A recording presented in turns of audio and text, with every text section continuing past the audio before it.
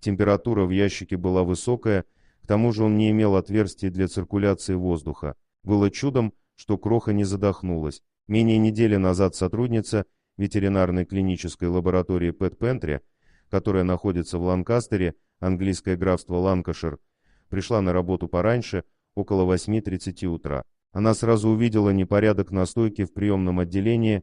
Прямо посередине стоял большой металлический ящик-сейф для транспортировки анализов животных. Надпись на сейфе: «Для охотников за легкой добычей».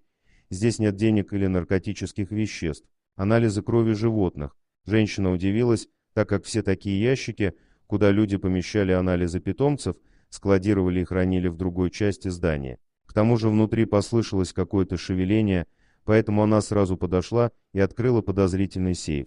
К своему удивлению, она обнаружила там не пробирки, а живого маленького котенка. Разноцветной девочке было не более 4-5 недель, и она чувствовала себя далеко не лучшим образом. Дело в том, что сейф был обит пенопластом для лучшей сохранности содержимого.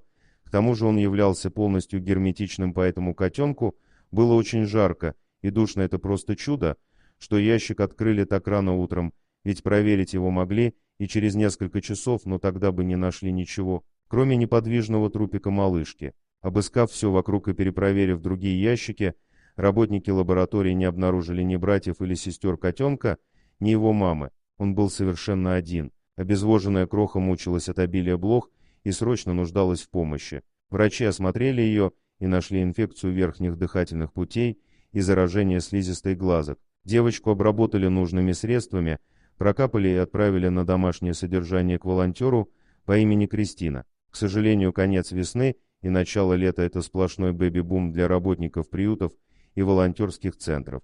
Многочисленные нежеланные пометы от домашних и бездомных животных рекой текут в их стены. И хорошо еще, если люди возьмут на себя труд принести живое существо в стены зооучреждений. Другие же просто бросают их в парках, подъездах, у дорог или, как в нашем случае, в медицинских заведениях.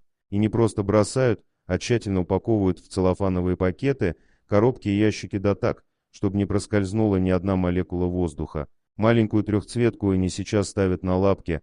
Она чувствует себя гораздо лучше и уже вовсю хозяйничает в доме Кристины, демонстрируя ей большую любовь маленького сердечка. Когда она приехала ко мне впервые, то очень боялась и стрессовала, говорит девушка. Но теперь я чувствую, что она мне доверяет. Это милое существо обязательно принесет кому-то счастье. Что же, мы желаем самых добрых рук веселой Ине и сознательности людям, которые заводят питомцев. Помните, что малыши имеют привычку вырастать и становиться родителями. Подумайте о последствиях заранее. Дорогие друзья, если вам понравилось видео, поставьте лайк, а также подписывайтесь на канал, где найдете еще много интересного.